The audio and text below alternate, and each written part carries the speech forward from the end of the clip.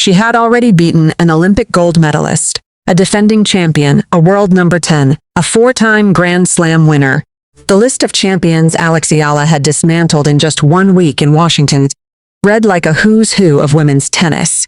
She arrived as the world number 28, a rising star with a growing reputation for beating the best.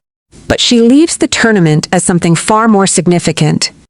A champion who had just conquered the toughest draw of her career. But the biggest challenge of all was waiting for her in the final. Jessica Pegula, the top seed, the world number 3, the 11-time WTA title winner who had won her first career title right here in Washington back in 2019. She was chasing her 12th trophy and her second in a city that holds a special place in her heart. Pegula had arrived in Washington on a mission. She had dismantled Magdalena Frech in 3 sets after dropping the first. She had beaten Anna Kalinskaya 6-3, 7-5 in the quarterfinals.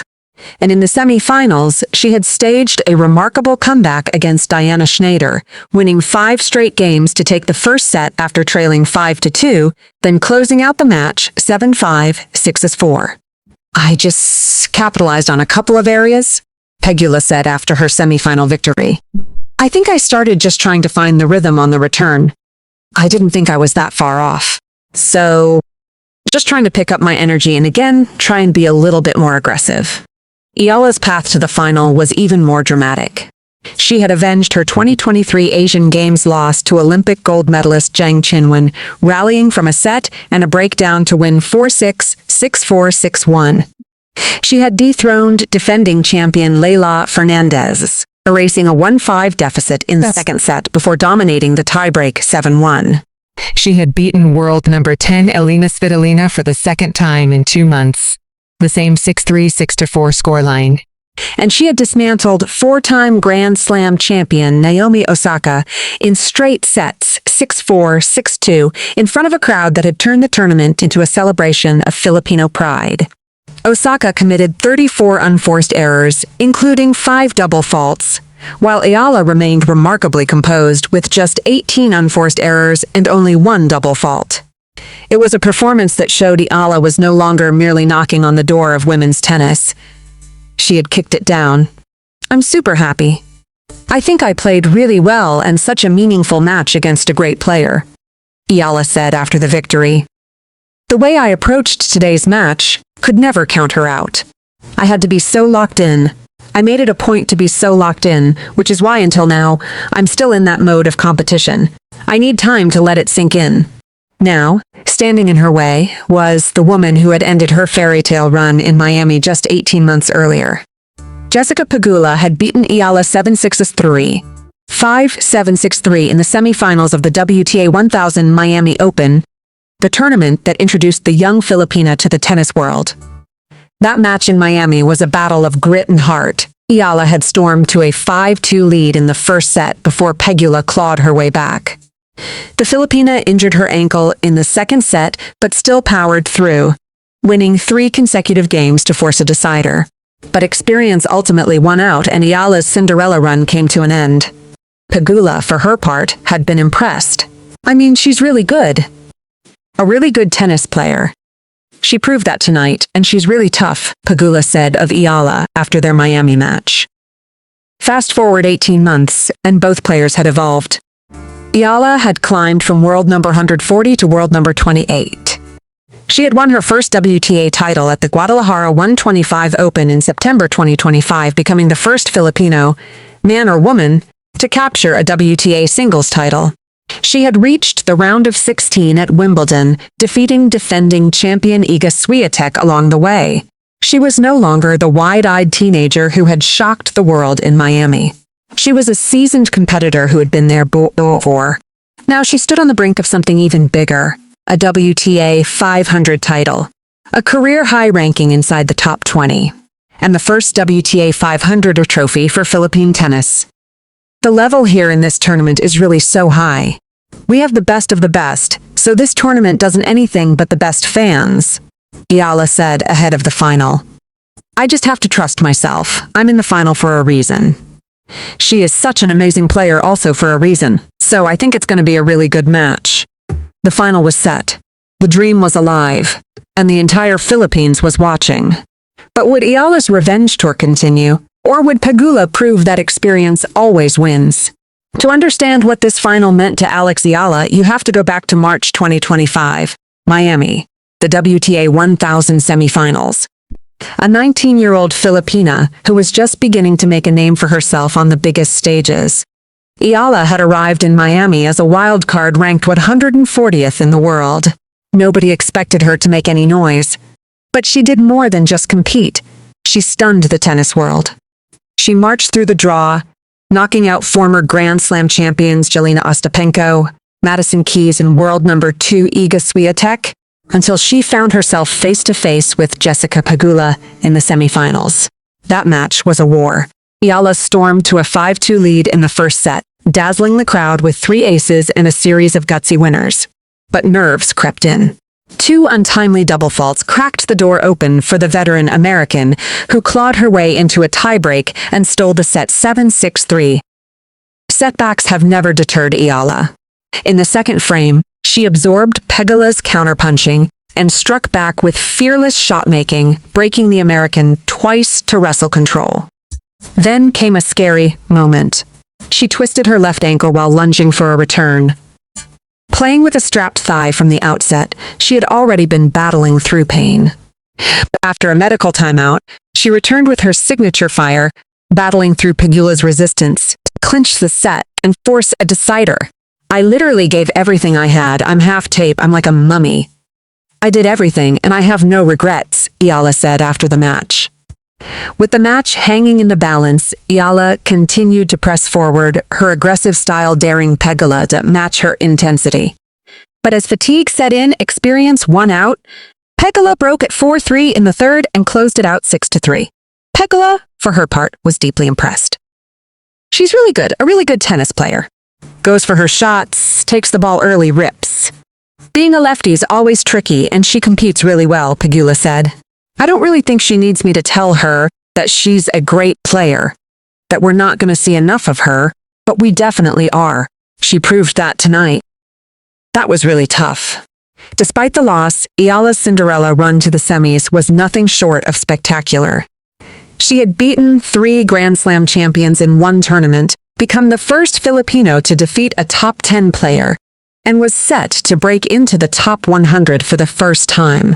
Filipino boxing legend Manny Pacquiao, in an Instagram story, congratulated Eala. "You may not have made the finals, but you won the hearts of the world. The whole nation is proud." This is just the beginning. But for Eala, that loss was a lesson, a reminder of what it takes to win at the highest level. A taste of what she could achieve if she kept working, kept improving, kept believing. I would say all the aspects have improved at the same pace. But then again, all players are evolving. Improvement is not a linear thing. Every match is different, and I am sure Jess has also changed so much in these 18 months, Eala said ahead of the DC Open final. Fast forward 18 months, and both players had evolved. Eala had climbed from world number 140 to world number 28. She had won her first WTA title at the Guadalajara 125 Open in September 2025, becoming the first Filipino, man or woman, to capture a WTA singles title. She had reached the round of 16 at Wimbledon, defeating defending champion Iga Swiatek along the way. She was no longer the wide-eyed teenager who had shocked the world in Miami. She was a seasoned competitor who had been there before. Pegula, now 32, had also continued her ascent. She had reached the final of the 2024 U.S. Open and won 11 WTA titles, including a WTA 1000 crown in Dubai earlier in 2026. She was playing the best tennis of her career, and she was chasing her 12th title, and her second in Washington. Now, Eala had another chance, a rematch with the woman who had ended her Miami dream. But this time, the stakes were even higher, a WTA 500 title, a career-high ranking inside the top 20, and the first WTA 500 trophy for Philippine tennis. The Miami ghost was about to be exorcised. Or would it haunt her again?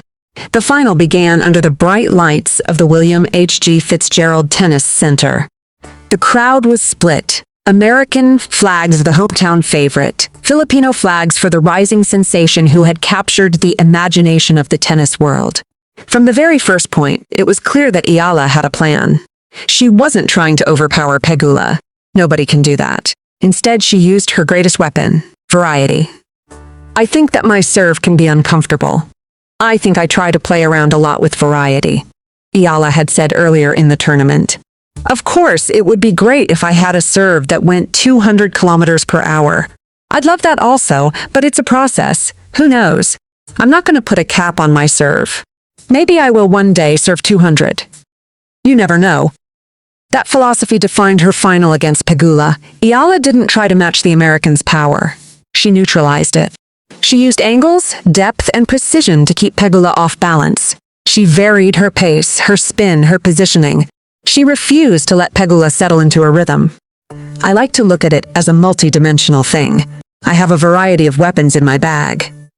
I think it's also a good thing that I don't rely on my serve alone. Although I'm standing by that it's dependable sometimes, Eala explained.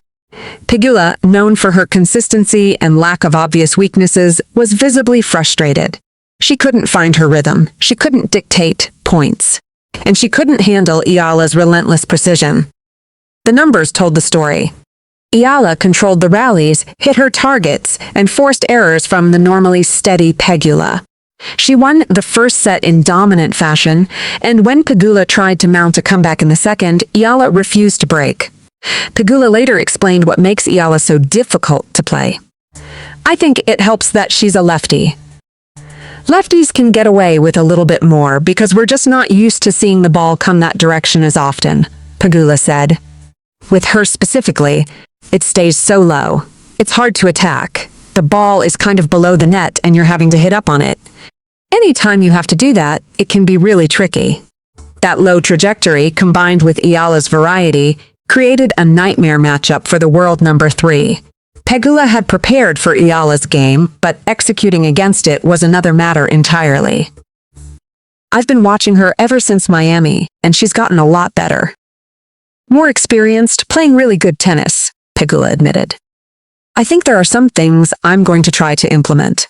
I'm not sure it's going to work, but there are definitely some things.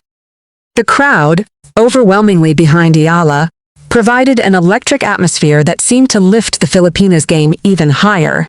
Pegula acknowledged the phenomenon, noting that she had experienced it before and expected it to be even more intense in the final. I remember in Miami. This was before people knew her as much.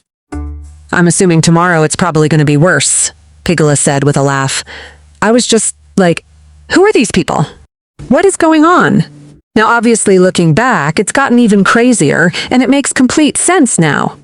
The tactical battle was a chess match of the highest order. Eala's ability to execute her game plan under the brightest lights of her career demonstrated just how far she had come since that Miami loss 18 months ago. She was no longer the wide-eyed teenager who had been overwhelmed by the occasion.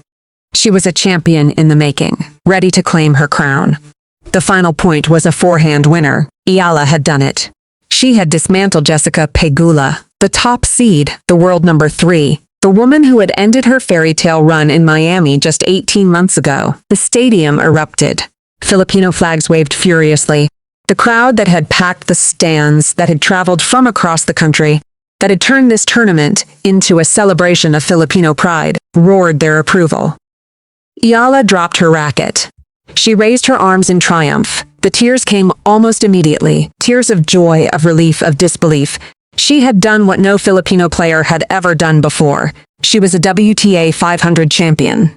After the match, an overwhelmed Eala spoke to the crowd, her voice trembling with emotion. I want to thank everyone who came out to support me, especially the Filipino community here in DC. And around the world, she said, her eyes glistening. She then turned to the sea of red, white, and blue flags and added the words that have become her signature. Salamat mga kababayan. The crowd stayed on their feet. The chants of Eala, Eala, echoed through the stadium. And the cameras captured a moment that will be etched into the history of Philippine sports forever. The significance of this victory was not lost on anyone in attendance. Eala had just done what no Filipino, man or woman, had ever done before, win a WTA 500 singles title. She had beaten 4 champions in 4 days to do it. An Olympic gold medalist, a defending champion, a world number 10, a 4-time Grand Slam champion, and finally, the world number 3. Naomi Osaka, the 4-time Grand Slam champion who had fallen to Eala in the semifinals, had already seen this coming. "She's incredible. I think she's a star," Osaka said after their match. "And it's just really cool to have someone like her that I guess people can look up to." Now the world was seeing it too. A new star had arrived. And the crowd that had believed in her from the very first match was there to witness history. Eala has done what no Filipino tennis player has ever done before. She has won a WTA 500 singles title. The 21-year-old from Manila defeated world number 3 Jessica Pegula in the final of the Mubadala DC Open, becoming the first Filipina to capture a WTA 500 trophy. It was her second WTA Tour final above the WTA 25 level, following her runner-up finish at Eastbourne in 2025, but this time she finished the job. Going into this tournament, I looked at the list, and it was jam-packed. It was big player after big player after big player. Eala had said after her semifinal victory over Naomi Osaka, "So to be in the final really means a lot to me." Now she was no longer just in the final, she was a champion. The victory guarantees Eala a career-high rankings, cementing her status as Asia's next tennis superstar. But more than the ranking, this victory is about what it represents. A nation of 110 million people finally has a tennis hero to call their own. A diaspora that had traveled across the country to support her has a champion to celebrate. And a young woman who was once told she couldn't compete with the best has proven that she belongs. Naomi Osaka, the 4-time Grand Slam champion who had fallen to Eala in the semifinals, had already seen this coming. "She's incredible. I think she's a star. And it's just really cool to have someone like her that I guess people can look up to," Osaka said after their match. She called Eala an inspiration and praised the way she carries herself both on and off the court. Eala's path to this championship was the toughest draw imaginable. She avenged her 2023 Asian Games loss to Olympic gold medalist Zheng Qinwen. She dethroned defending champion Leylah Fernandez in a miraculous comeback from 1-5 down. She dismantled world number 10 Elina Svitolina for the second time in 2 months. She crushed 4-time grand champion Naomi Osaka in straight sets. And in the final, she outsmarted the world number 3, Jessica Pegula, who had ended her fairytale run in Miami just 18 months ago. She's such an accomplished player, and I think she's made waves on and off the tennis court for so many reasons. Eala had said about Svitolina after her quarterfinal victory, "There's so much respect for her for that." That respect for her opponents, combined with her unshakable self-belief, has defined Eala's journey. She doesn't just win, she wins with grace, humility, and the weight of a nation on her shoulders. Andre Agassi, the 5-time Washington champion, had already recognized her greatness when he called her after the semifinal. He knew what this moment would mean. He knew that a new star had arrived. "I'm in the final for a reason," Eala had said before facing Pegula. "She is such an amazing player also for a reason, so I think it's going to be a really good match." It was more than a good match. It was a coronation. Eala had arrived. The question is no longer whether she belongs among the elite. The question is, what comes next for Eala? Eala has made history. The 21-year-old Filipina defeated world number 3 Jessica Pegula in the DC Open final, becoming the first Filipino player to win a WTA 500 singles title. She conquered an Olympic gold medalist, a defending champion, a world number 10, a 4-time Grand Slam champion, and the world number 3. All in a single tournament. This is not just a victory. This is a statement. Eala has arrived. If you enjoyed this story, hit that subscribe button and turn on notifications. We bring you the biggest stories in tennis, drama, and emotion every single week. Don't miss what happens next.